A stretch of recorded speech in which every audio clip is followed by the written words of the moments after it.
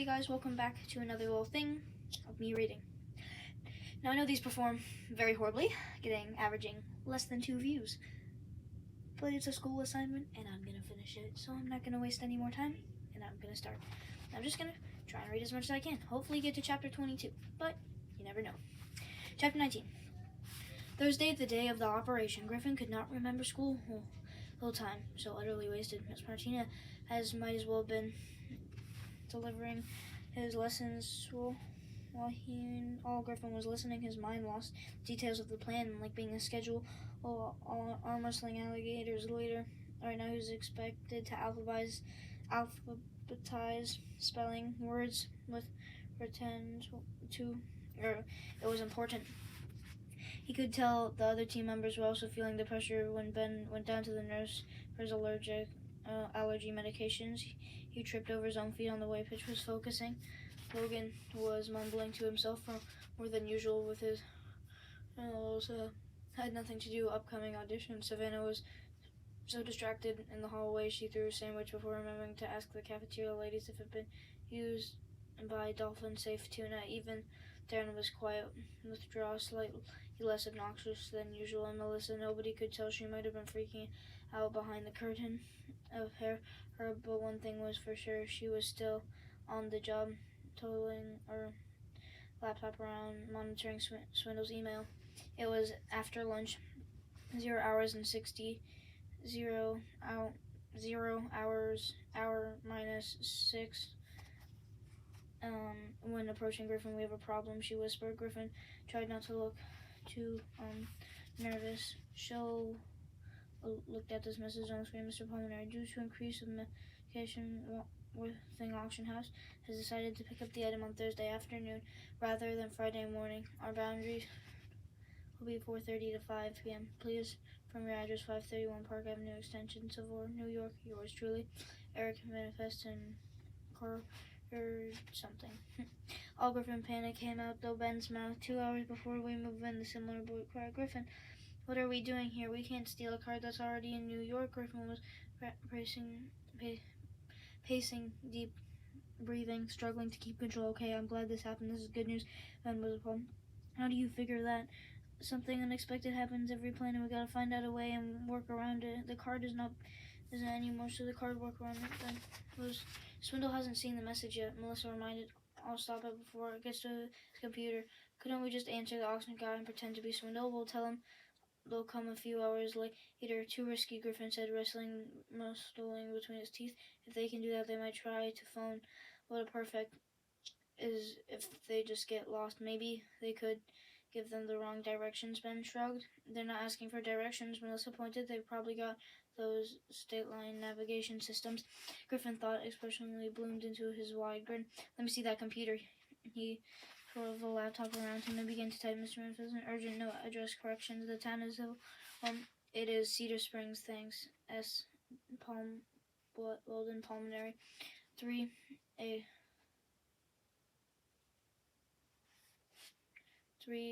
exchange nervous miles. Cedar Springs and Welton was 60 miles away. At 6:30, 0 hours minus 1. Logan Kellerman, I still don't know his name, rode his bike down to Park Avenue Extension and pulled onto the driveway of number 530.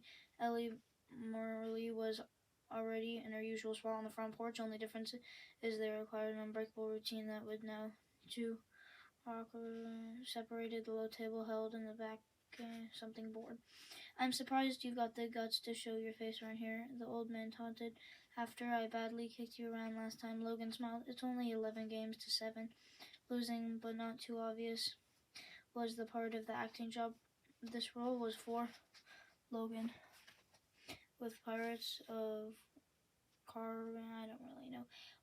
Was for Johnny Depp. Oh, sorry, I read that wrong. Logan was Pirates of the Caribbean for Johnny Depp. As set up one piece, anchoring to the board, the stone protection against the stiff breeze. Windy tonight, Logan fitted. I wasn't sure you'd be out. Merlin cackled. We're catching the northern edge of the big storm, pounding the Caroline. Gusts up to 50 miles per hour. He rolled the dice. Logan looked across the street, the step over Swindle's house, and shrugged. They began to play Mr. Murray, jumping to an early advantage. Neither took much notice. 3 girls were rollerblading on the sidewalk. Logan, of course, knew they were Melissa and Savannah and Pitch. Nor was supposed to all 3 of those cores patch of grass around the street light, sit down, and tighten their skate laces. Furthermore, he understood that only 2 of them were attending to laces. Melissa was hidden by the others were unscrewing the access panel of the base of the pole. She slipped an unusual insulated glove, reached in with a tiny wire cutter, and snipped every electrical cable she could find. And then she replaced the face plate with 3 girls playing something along the street. The entire producer thing was over in less time. It took Mr. Moon to decide how to play his double fives. The door was number 531 open. Swindle's house stepped out, dressing the full New York Rangers jersey covered in ample stomach scratch. His knees almost got into his Honda Element, drove off the highway. Griffin would be pleased. Swindle has taken the bait. Everything was nicely set up for the operation tonight. A few minutes later, when the street lights came on, in front of the Palmer's home remained dark. When chapter 20. Alright, so I'm just trying to get to 22. I'm making good time. On page 156, 172. We're doing pretty good. Chapter 20. When night fell, 6 dark something figures wearing gloves and stocking caps met in the grass beneath the huge tank of solar water tower. The wind plucked their howled through the gliders all around them. Griffin thought he could never be happy with the nasty leering face that Darren Vader, but Darren looked pretty good to him tonight, especially since the big boy was lunging for the father's giant ladder. Griffin peered around, counting heads. The team was in place.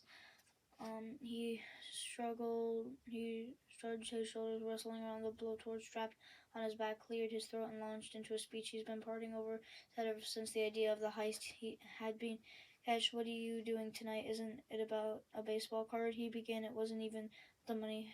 The thought, some fairness isn't money tonight. The fairness is something just for adults, and that you can go away dumping people because they're younger and you. Tonight we make our statement. Tonight, yada yada yada, drooled Darren in bored voice. Can it, Bang? I'm not in the mood. As much as I hate or agree with Darren, Pitch added, he's right. We're all scared enough, Griffin. We don't need to talk about it, why we're doing this. Let's just do it. Griffin nodded, hiding in disappointment. Okay, let's go.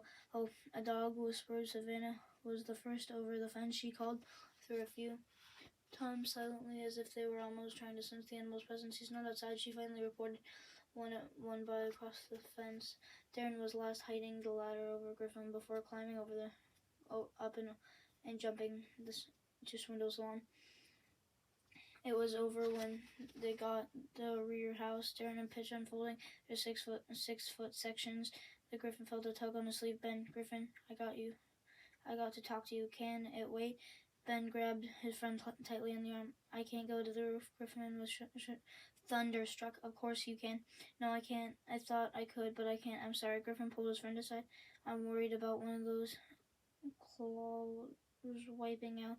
The way it did not go the night at the old Rockford house, but they were afraid of the wind. Will be harnessed, remember? I'm afraid I'll fall asleep, Ben said in a shy voice. Griffin was beside himself. Fall asleep? Are we boring you? The heist isn't exactly enough to keep you awake, but more air raid sirens don't make jokes. I never told anybody about. I have something epilepsy. I don't know. Well, what's that? My body has trouble regulating sleep. Ben explained. I might fall into a deep sleep anytime, day or night.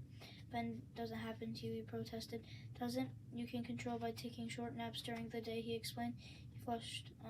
You know how I got the nurse allergy medications? Well, it's not allergies. I take a 15-minute nap. It gets me through the afternoon, but whenever my school is off, narcolepsy, I'm sorry if I pronounced that wrong.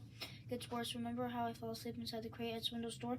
Griffin was, I'm really sorry, man. I had no clue. I thought I could tough it through. Ben went on miserably, but yawning and my eyelids are getting heavy. I'm feeling signs I don't want to leave you, and there are no do-overs for falling off a ladder. No, to and something that I could wipe out the whole team on the way down. Griffin made a split-second decision. Guys, he announced, change of plan. Ben's going to take a lookout spot in front of the bushes. Melissa, you have to go from the roof with us. Are you up for it? Melissa parted her hair, even though in the darkness she was obviously her eyes were gleaming. She handed a walkie-talkie to Ben. Good luck. Good luck to all of us, said Pitch, unzipping her duffel bag. 4-5 climbing harnesses fell out as Ben set off around the side of the house, shrinking into the shadows. Pitch clipped in her teammates into their vests. There was a soft thud on the extension ladder, touched into place against the side of the house. Break-in has begun, with Pitch in the lead. The team had made the climb off close order. 24 feet had never felt so far or so high. The wide seam tried to tear them free from the aluminum rugs. I don't really know. Only Pitch, calm encouragement kept them moving upward. In fact, that was just unthinkable. Griffin was the second position, right behind her. She had heard a lot about her family and their climbing skills, but what was the first time he witnessed them in real life? Her work was impressive, anchored strength, sureness, and fell ascended the steep grade tower of a high peak of the roof, hanging sheer tension in the body and the coil of the steel viper pan ran through the other clip on her harness. No security, no tether. She shrugged for more cords around the pipe, carried her to her novice climb around the ladder by the side. She threaded the ropes through the vest and hauled them up to the roof, even knowing their safety harnesses would barely enough. Griffin deposited in her diner, so Swindle's garment was so alien, it felt like a spacewalk on fairly slant surface under him, puffing the wind. Near total darkness and painful silence, he crawled up the peak over the splitting from the roof, inching towards the sky. It was their way, and suddenly Darren, sliding out of control down the incline. He didn't scream, but Griffin caught a glimpse of his eyes widen as horror voice slipped hopelessly past the skyline, heading for the 20-foot drop. Barely a yard edge, his rope taut, no longer moving. Pitch was as good as the word. Even if you fall, you don't fall. Relax, she called softly. Catch your breath and meet us up at the skyline. Darren nodded, chased one of the rare occasions and not smart Alec committed to offer. He got on his knees, advancing along the rope, hand over hand. Over minutes later, 5 members heist at the skyline. Griffin felt the water scale, the pyramid-shaped window. Their fingers fit easily underneath the rubber, and they were able to pry the heavy glass open. Surged through Griffin as he had looked in the Swindle's second-story bathroom. There they were in.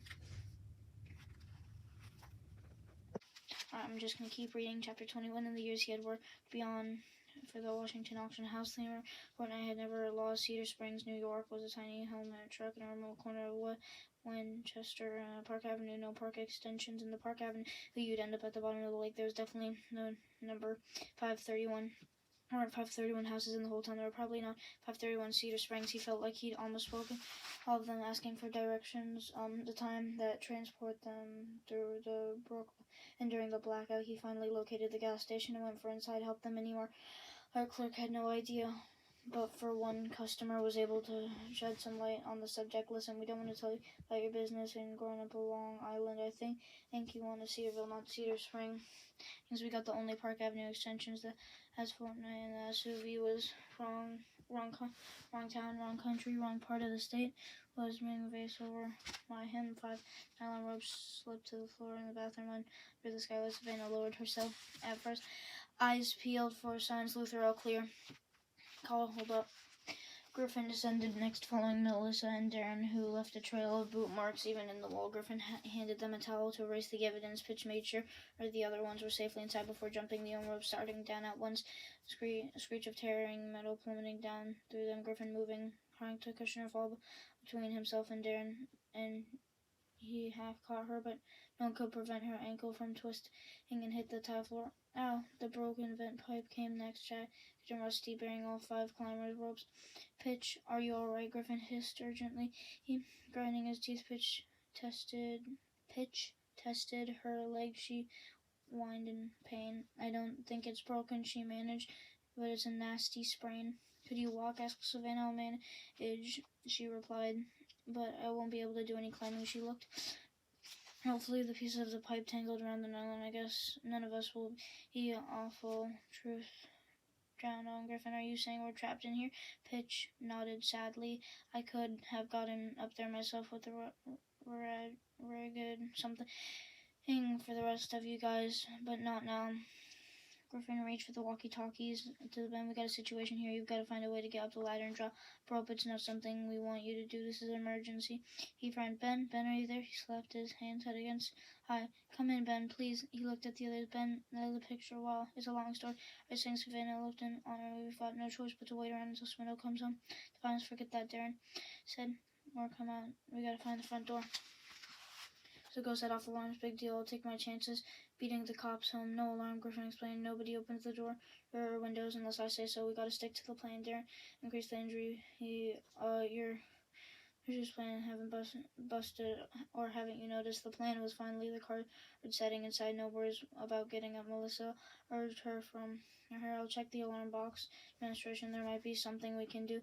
If you can shut down the system, Griffin warned. That'll contact Swindle. He'll call the police for sure. I'll be careful. Melissa promised. Trust me. Griffin was amazed on how much she actually did to trust her. Everybody remembered to keep their gloves on. No fingerprints. He had to swallow there. Maybe a princess was entombed. Yet his thoughts were interrupted by a long growl from the hall. Luther, his back and tan head moved forward. Griffin's flashlight beamed. The Doberman already moving at full speed to attack mode. Savannah, Griffin squeaked, pushing around. The dog whispered on the 90-pound of raw power. Savannah pulled her cap off, allowing her hair to spill over shoulders. Luther, sweetie, the big guard dog interrupted itself. Mid-pounds landing on her back and wiggling. The puppy presented its belly to be scratched. Good boy, beautiful boy. Oh, I missed you so much. Okay, guys, it wasn't until Griffin let out his breath, really holding the spot split up. We need to find the safe. Pitch leaped into a small guest bedroom and sat down under the bed. She pulled her leg off the jeans, shined her flashlight on her ankle. It didn't look too bad yet. She knew she dared to take off her shoes. She would never be able to get back on again. This was going to swell up like a watermelon. She needed to be icy right. Something probably be icy right. Right now she was in the middle of the house. What had time? No way she was going to let the others down anymore, and she already getting hurt. Griffin came in. Any signs of the safe? Pitch walked over and checked the small closet. Nothing. Griffin noticed small accompanied every step. Are you okay? Maybe you should sit this one out. We'll find. I'll live. Pitch assured him. We'll make sure you do. He ran out into the darkness of the hall, bumped into Savannah and the dog. Griffin said there's something wrong with Luther. Yeah, he's a psychopath. What else is new? No, I'm serious. He's nervous and upset. He keeps looking over his shoulder and thinks someone's trying to tell something. As if I prove a point. The dog closed teeth gently her sleeve and began tugging down at her the stairs. See, look, Griffin impatiently will make an anonymous phone call later to tell Swindle's house, taking him to the vet. But right now we're just going to wing it. As long as the dog isn't chewing anybody, we're fine. But Griffin, all at once, Darren's voice, we got it. It's here. Chapter 22, that's where I'm going to end.